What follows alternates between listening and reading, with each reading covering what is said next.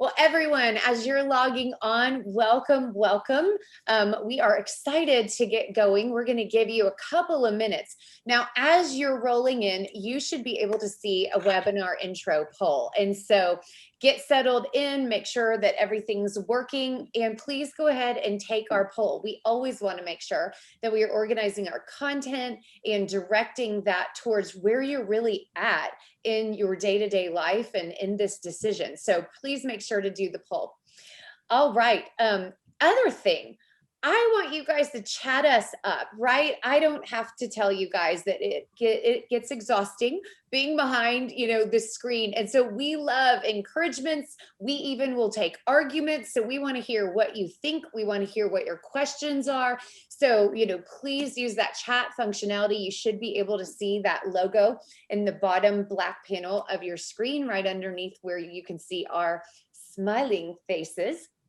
So please chat us up. I would love to hear where you guys coming in from. So hit up a chat, what city you're in and that kind of thing. And also, is anyone actually winning in this, in the Sweet 16 brackets right now? I would love to hear if we have any of those people that got all of these upsets right, because that, of course, is the other thing that seems to be top of mind right now besides spring. Tim, are you doing the brackets right now?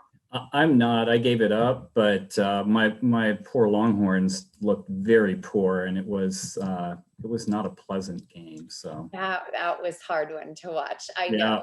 Heidi from Maryland, Matt in Frisco, so good to see you guys.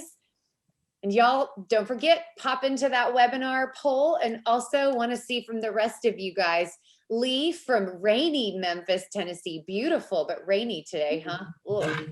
We had rain last night. Gorgeous, loud thunder in Dallas, Fort Worth. So I slept like a baby. I love hearing that sound at night. We've got New York, Austin, Texas in the house. Yes, Matt, I know my bracket is struggling also. I think most people's are. So if any of you guys are winner chicken dinner on the Sweet 16, we totally want to hear what your secret is and how you got all of these crazy upsets. So just to reset, we will be beginning in about 1 minute, but I want to make sure that you guys are all in the right place. It would be super strange if you weren't, because you had to actually click the appropriately link. However, just for housekeeping's sake, today's webinar is the top 5 strategies to select the perfect learning and talent technology. And we all know this is not only not an easy question to necessarily and process to go through, but it can be somewhat emotional, wouldn't you say, Tim? It definitely does. And I am actually not in the right place. I thought this was the NBA trading deadline podcast. So I've got the wrong one. And Bennett, you're taking it from here. But no, I'm just kidding. It definitely is a emotional decision. And I think most decisions actually are emotional. And then you use facts to back them up. At least somebody told me that at one time. So 100%. And then on top of that, I mean, it relates to people, and people are complicated, and how we use technology, and, preparing for, a future that is constantly changing. I mean, so I'm very excited to get going. So before we do that, last reminder, you guys have about 60 seconds to please go ahead and answer the polling question. We're going to wrap that up in just a minute. And then a couple little housekeeping things. I already mentioned, hit us up in the chat. There is also a Q&A function. So you'll see the chat function at the bottom of your screen and the Q&A. So we love questions from either one. The Q&A is not public to everyone. We'll read that at the end, but feel free to submit your questions through either one. Joan and Nancy, thank you so much for saying hello in the chat functionality. In the top right corner of your screen, also, you should have a little icon about view, speaker view, gallery, full screen, etc. So that gives you the opportunity to change that up. Tim is going to be using a deck. And so typically I recommend doing a speaker view during the deck, but just wanted to make sure that you guys are in control for the best possible experience. And if you have any specific technical questions, or whether on the topic or whether because Zoom is just flat out not working for you, you should see our friendly Bluewater icon right here. And Bennett Jensen, his email is there. So if for some reason you're having something technical where you can't hit us up in the chat, feel free to hit Bennett up on email, and he will be addressing that as is possible. All right. Well, I'm going to go ahead and introduce Tim. Tim Carlson is the president of Bluewater Learning. He's an amazing mentor and someone who's incredibly passionate about learning and talent and fulfilling the potential of people so that they can help fulfill the potential of organizations. He has been in the industry for over 25 years. I'm sorry if I'm not supposed to say that, Tim. That's all right. I started when I was 12, so it's okay. Right, exactly. And he has worked with some of the marquee names in the industry that have really built this ecosystem of learning technology, in the early days, and continues to be a thought leader. Funny thing, I want to point out how much he actually loves you guys, because a hidden fact about Tim is that he's obsessed with all things in threes. And he agreed for us to do 5 strategies today and to not shove it into his tripod framework. So Tim, thank you from all of us for breaking your own rules. And I think that's actually a perfect segue into what do we need to know about technology selection. So Bennett, if you will close out that webinar poll and post the results so everybody can kind of see. One last reminder, don't forget to chat us up. And Tim, I will turn that over to you. Thanks, Stacy. I appreciate that welcome. And I have worked some threes into the overall presentation, and everybody will get to see that. So that'll be a little bit fun. Just looking at the poll results here, first we're seeing that it's been a long time since many of you all have updated your learning and talent management technology. So I see 50% is the most popular response on when you've last done it. But I did also notice that 36% of you, 5 of you all here, have said that you are always looking to make changes in your learning and talent technology in the future. And this is something that happens all the time because it's a long process too. So this isn't short, oh, I'm up for renewal in a month and I need to pick a new technology. If you're going to have a technology that works for your overall business, it's going to take some time to understand what you need and how to get it. So we always encourage working with our customers to make sure that they're constantly looking at what their business needs are so they can update their technology to support that. I'm going to get rid of the poll here, and I'm going to slide my Zoom webinar over here and start sharing my screen. And we'll see whether this works. Fire away. There we go.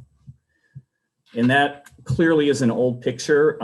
That would be pre-COVID picture, right? Without the beard. And I think it may have actually come from my mom. It's so old. So I think we still have it on the website though. All right, thanks everybody for joining us. And let's get started in terms of talking about the top 5 strategies. And this is top 5. I grew up a Letterman fan in the top 10 things, but we cut it down to 5. The most important piece here that we're going to talk about is understanding what you're trying to accomplish. As you go into this process, understanding why you're looking at a new learning and talent management system is critical to the whole process of selecting one. So as we go through that, it's really critical to start out with what your business needs are. So within that, we're looking at what's going on actually in your business these days that's changing. Are you trying to drive growth? Are you diversifying? Are you working into new markets? All of those different things are going to drive the type of solution that you can either replace or add to your technology stack. So understanding where you're going with this is going to be critical, and we'll start out there. From there, we're going to look at, is your technology going to get you there? So is the bus big enough to carry where you're trying to head to? And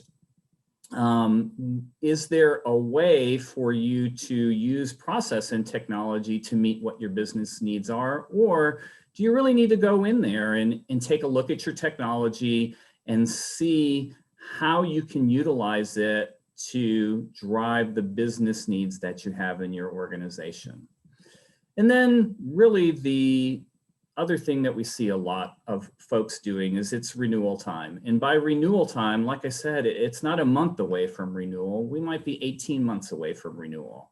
We might be 12 months away from renewal. And we want to be looking at, are we satisfied with the solutions that we have in place? And is it critical for us to take a look at those technologies to meet the changes that are going on in our business? Are we having challenges? Those types of things. So as we look at this, you're also going to see some other reasons that you might have to go through this process.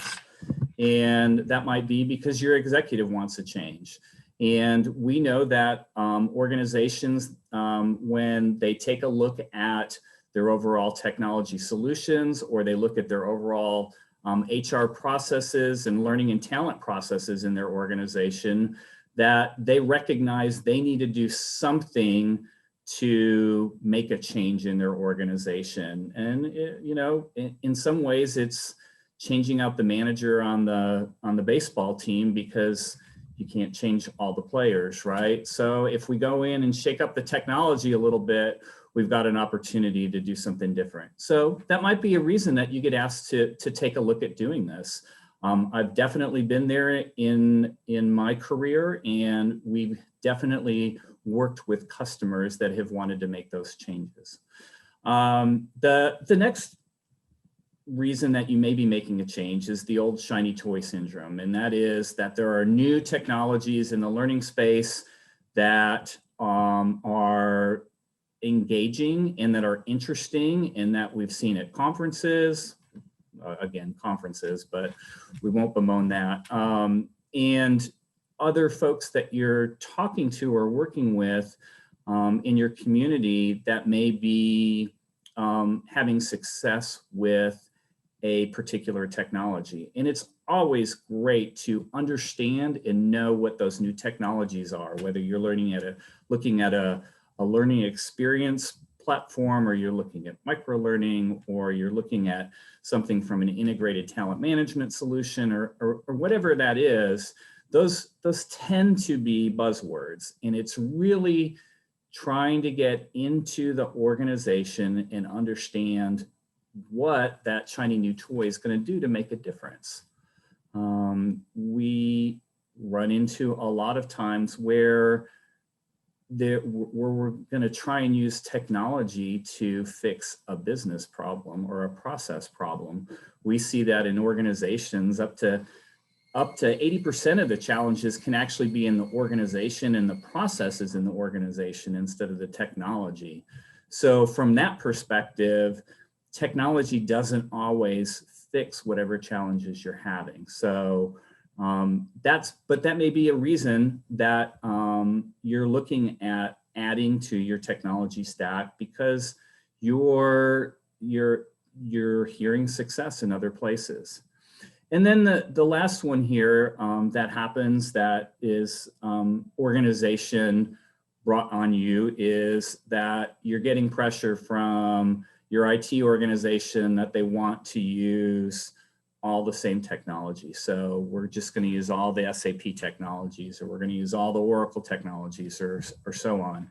And so you're in a position where that may not be the best solution for your organization based on the way that those platforms work, but you may be encouraged to do that, mainly because some may come with a very low price tag based on keeping it all in-house, or other incentives that may occur as part of that solution. We'll pay for your implementation, or those types of things.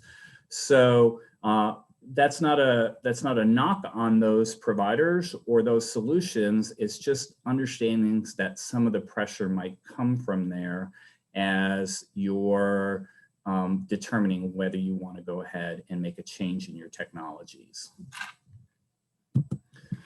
So the next thing, the next strategy, key strategy here is avoiding some of the common pitfalls.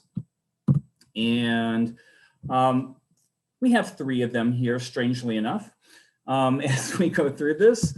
The first one here is talking about your technologies and understanding if there are really differences between the vendors that are out there providing those solutions.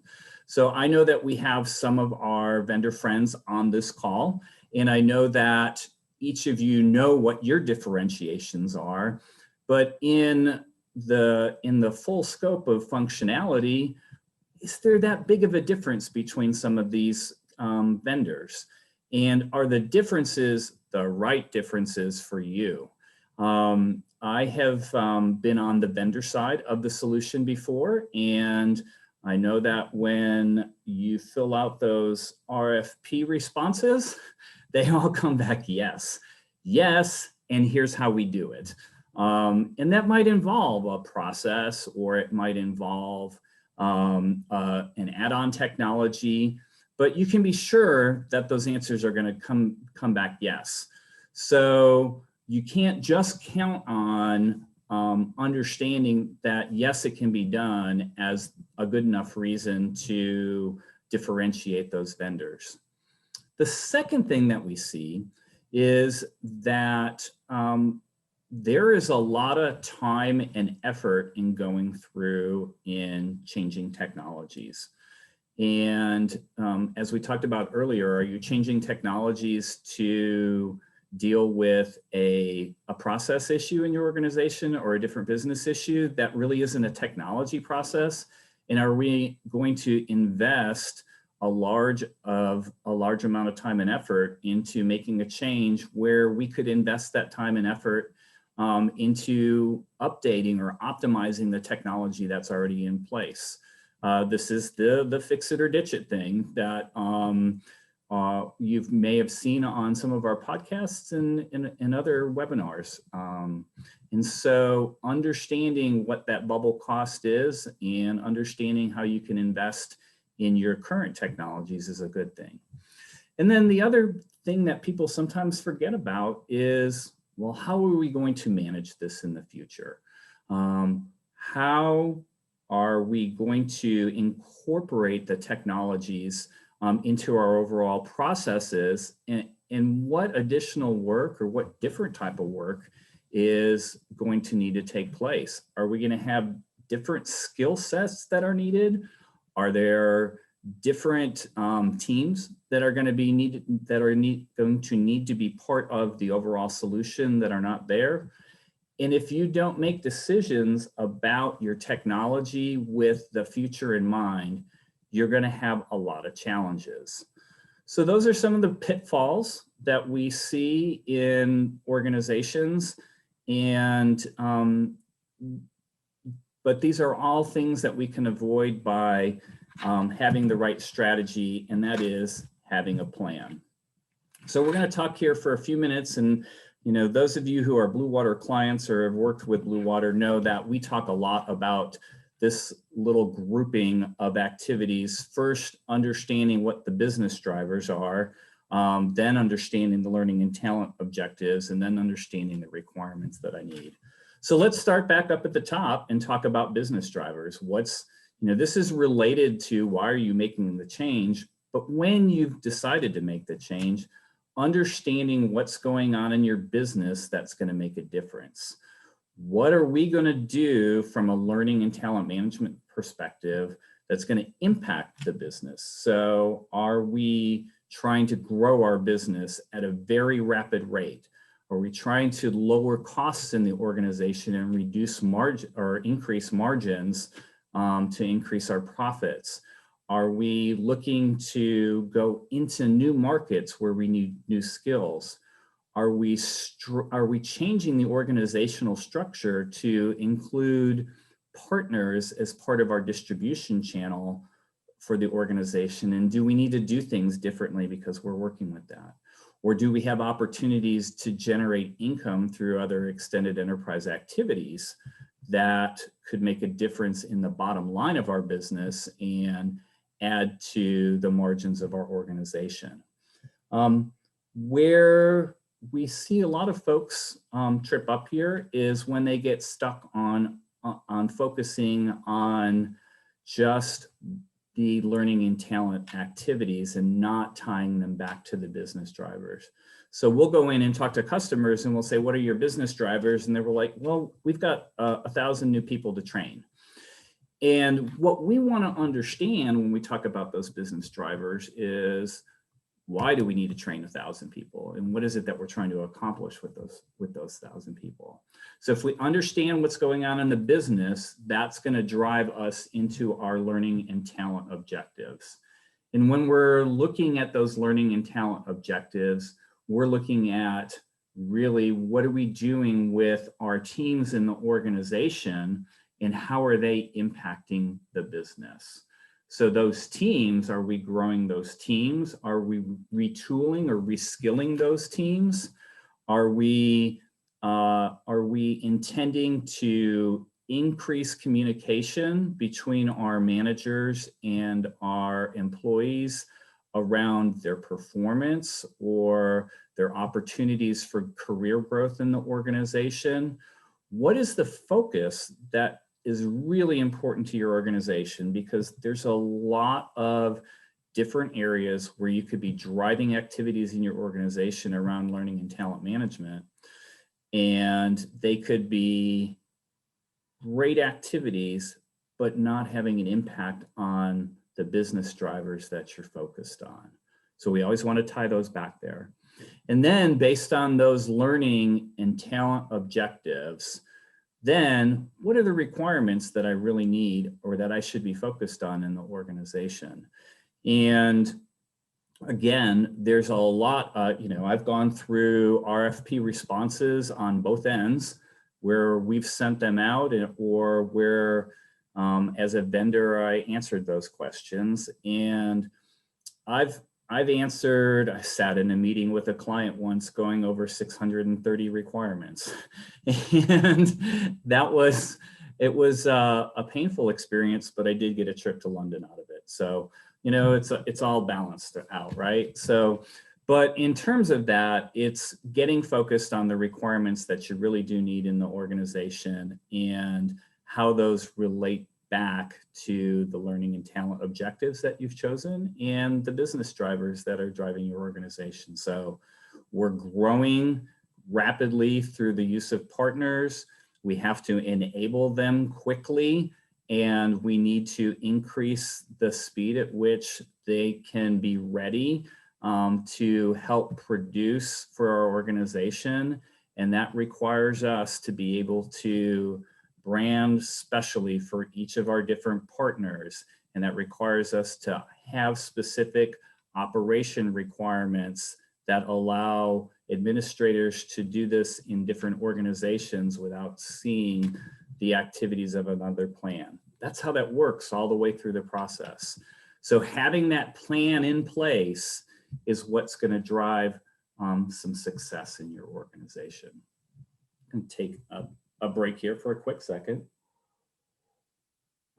It's not often that I get to talk for 30 or 35 minutes straight. So it's pretty exciting. Dacia, you get me in a meeting and there's no room, there's no air. Oh my gosh, I can relate, especially when you have to do this type of webinar, stream of consciousness. Yeah, water, thank goodness. Absolutely, very good. All right, so once we've made the decision that we understand why we're making a change and we're avoiding some of those common pitfalls, and that we now have a plan, what do you do to compare those technologies? Well, here's some ideas, and you'd be surprised to know I have 3 of them here. So the first is to understand what are the true differentiating requirements in the choices that you're making. The second will be how do we actually use this in the organization, and what are the stories that we need to tell? And the third is focusing on what's really important and how does that relate to other requirements that we have so that we're appropriately weighting the results that we get back from the discussions and conversations that we're having with our vendors. So let's go back to the start here in terms of those differentiating requirements. When I first started out in the business, and we were working on selling technologies in 1999 and 2000, the requirements then were, does this system have SCORM integration with it? And does it have the ability to administer things differently? And does this have the ability to play third-party content or whatever?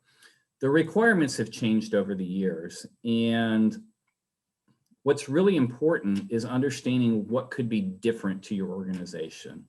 So for example, we have airline clients that are focused on certification, and that certification process is critical to them.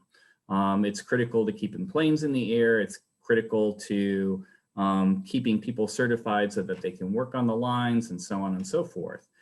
And what's really important is understanding what do you really have to have in place in order to generate certifications in a way that allow you to perform your business functions. So that's a critical differentiating requirement for those organizations when they go out and look at learning technologies. How does this contribute to our ability to do that? Can you play third-party content? Heck, everybody can do that at this point. Can you do some type of career pathing in your talent technology? Absolutely, we can show you how to do that. But is that critical to what you're doing? And so going in and finding what those 8 to 10 differentiating requirements are, that's going to help you focus on how do you differentiate between your vendors. The second place is really understanding how that technology is going to support the processes that you have in the organization. So again, here, if we use an airline example, what that certification process looks like is critical. Remember, we talked about earlier that our vendors are always going to be finding ways for us to be successful in trying to meet our business needs, but they're going to all do it in different ways. And so what's really important is that we slow down the process a little bit and focus on that specific user activity and user test scenario that's going to be required for you to compare the vendors. So show me how a learner is automatically assigned a course. Show me how they are allowed to test out of that course. Show me how they're able to take an equivalence for that. Show me how they get their certification. Show me how they go through the process of then getting re-enrolled in that class 3 years later. Seeing what that looks like is going to be very valuable to the folks that are going through the evaluation process, because folks are going to do things differently. And there's also the focus on, are you focusing on the learners? Are you focusing on the administrator experience? Are you focusing on what the managers are doing during that process? Those are all real critical, but finding those differentiating requirements, turning those into stories and test scenarios so that you can actually see what they look like, and then come in and say what's really important to you. Is a vendor's ability to provide a certain service level critical to you? Is the ability to have this type of functionality or be able to make these kinds of changes in the organization critical to you? And this is where we'll see customers vary wildly in terms of what's really important to them. Is price the main decision point, given that their technology needs are not complex? Or what is the price of not having the ability to do some of the things that we want to in the organization? So going through that process of weighing the results and understanding how that impacts the selection process is critical. We see a lot of customers struggle in this point because there are situations where you go through and differentiate yourselves from other organizations, and then it just comes down to price. And it's really frustrating. I mean, we've been through this on our end from a vendor perspective, where you go down and you demonstrate that we're clearly ahead and above the competition in certain specific areas, and we can meet the business needs. And then in a way that's different. And then the procurement organization comes in and just makes it a price decision. And that's a hard thing. And you have to understand whether that's going to happen in your organization, so that you've compared apples to apples through the process. And that when it comes down to price, that if your procurement organization is going to make a price decision, that you have clearly identified that you're going to meet all of the requirements that you need in your organization. So that's comparing your technologies. And then finally, the last piece here is really understanding that the selection of an organization or a vendor is not the end of the process. It's really just the beginning of the process for how you're going to utilize that in your organization. So again, strangely enough, there's 3 of these here, Stacey.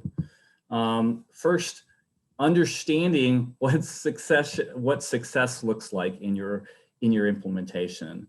So is there a critical timeline that you need to hit, or is getting the right buy-in from your audiences critical to adoption in your organization and getting the right type of employee engagement that you need as part of the process? What is success going to look like from an implementation perspective? And that goes beyond on time, on budget, and complete. So we have to focus on what success looks like immediately after the implementation, 3 months, 6 months, a year after the implementation, and understand how your roadmap is going to impact what success looks like. The next piece is, what does success look like for your overall operations? So that is a year or 2 years or 3 years in your organization. How do you focus on making sure that you're providing a worthwhile service to the organization that you're supporting? So can you do the work that you need to efficiently and effectively? Can you show the value of that to the organizations that are utilizing your services? Are the businesses that you're supporting really getting what they need from you? And do you have a way of evaluating that in a data-driven way as opposed to just an emotional way? And then the final piece of that is really making sure that you stay current with your technology and processes in your organization. Organizations are very dynamic and they change all the time. And the needs that you have in your organization 3 months, 6 months, a year, 2 years down the line, things are going to change. And a lot of times it's difficult to understand and how to go ahead and anticipate those changes, because you're trying to make sure that you're meeting your specific short-term needs instead of thinking in the long term. This is a long pole process. It takes time to go through this to do it effectively and efficiently.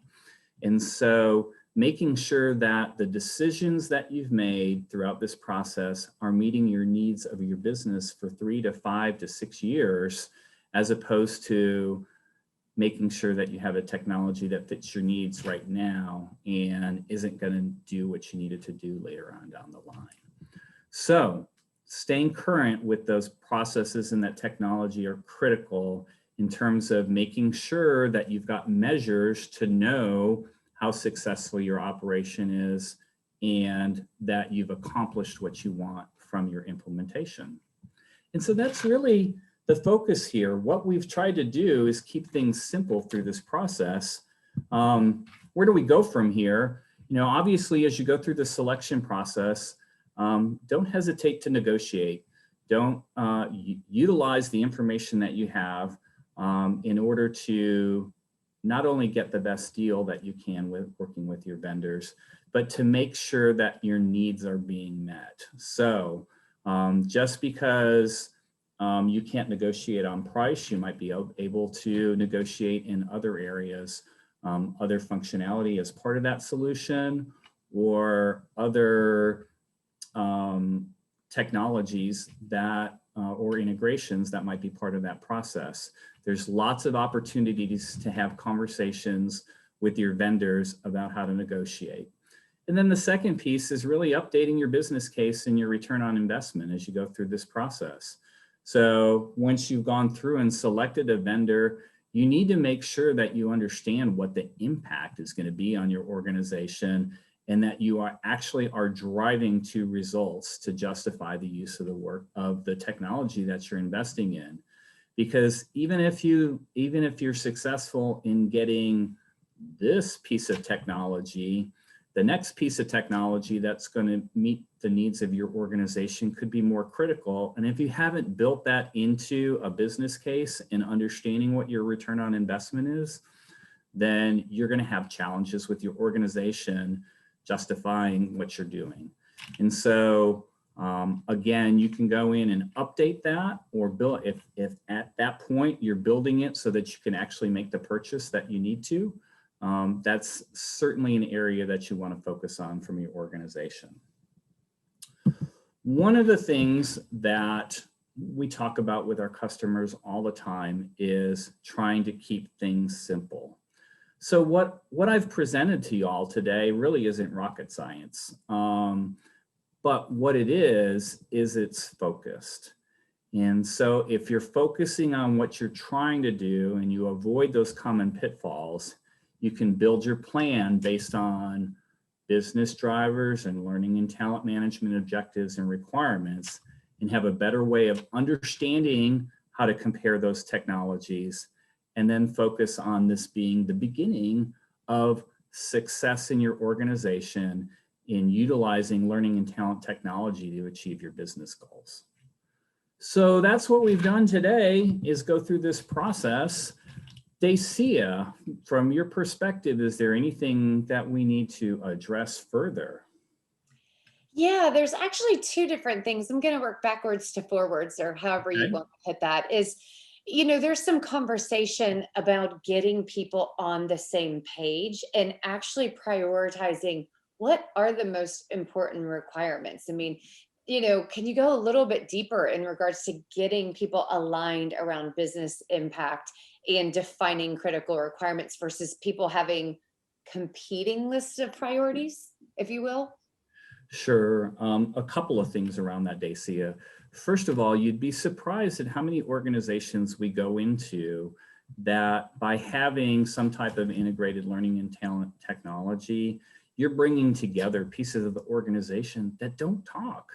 They're used to their particular functions in the organization, and they're not having conversations about what those priorities are. So that's why when you start out at the business function perspective or the business outcome perspective, you're going to be able to rally folks around something. We're trying to do this as an organization. How do we do that effectively? And absolutely, it's, you know, as I always say, it's kind of like email. You know, you could do email all day and you wouldn't get your job done, right? It's the same here. We could have a long list of priorities and requirements, 630 in one particular case, and not get to what's making a difference in your organization. So, you know, for me, I might pick 3 things that you want to focus on in your organization and really drive around those so that you make sure that you're having the biggest impact that you can in the organization. So, I mean, it is sometimes about hard discussions, but the right ones in order to be future ready, if I'm hearing you correctly.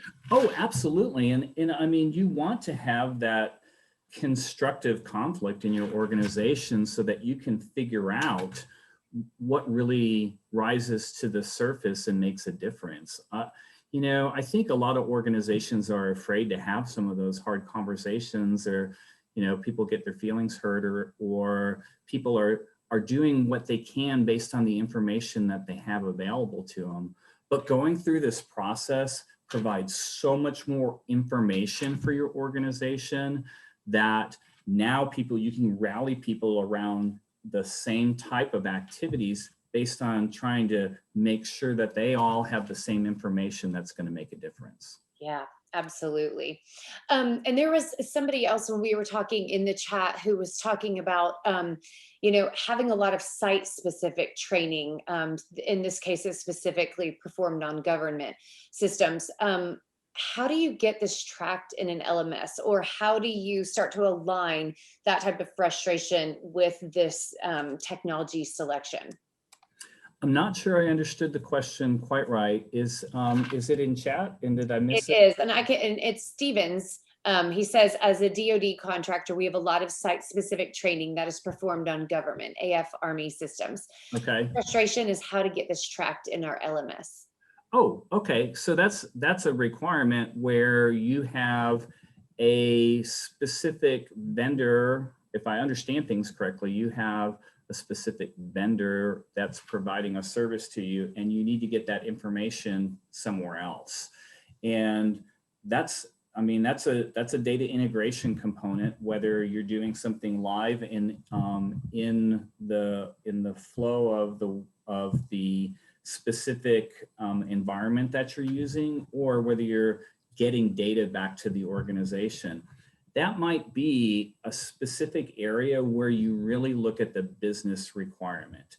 Is the business requirement that the user have this seamless experience that they're going through, or is the business requirement that we just have the data in one place?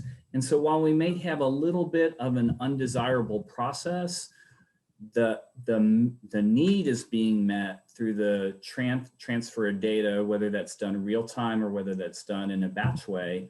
And we get to the result that we want to, maybe in a different way than we might, in a less than ideal way, but a way that meets the specific need so that you're not stuck without that information.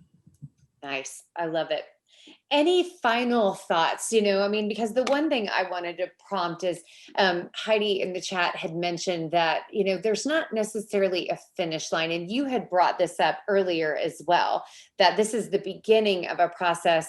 And in our podcast one time, we had talked about where actually there ends up being a long list of, we're going to do this some days.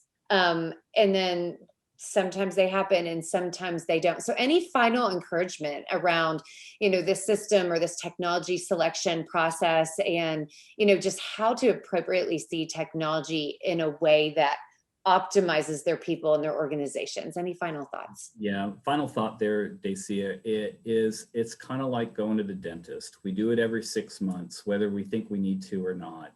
And you should constantly be focused on reviewing your technologies, looking at the metrics that you have for your operation, and understanding, kind of formalizing that process of that review process to make sure that you're still meeting the needs of your organization, because things are going to come up every quarter. Your business is going to change. Your needs are going to change. And there's going to be a desire to kind of keep things, this process is working. Let's keep it going and do something different about that.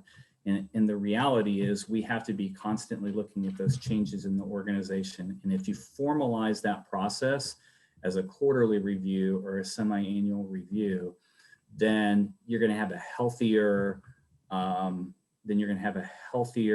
ecosystem and know how to add on to it at the time that you can. Yes, absolutely. I love that.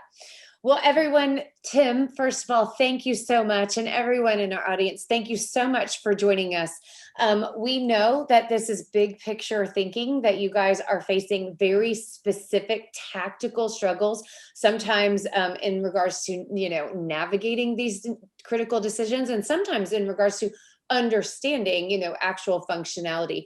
That is what we're here for. So please reach out. Stephen, specifically, I'm going to have somebody reach out to you.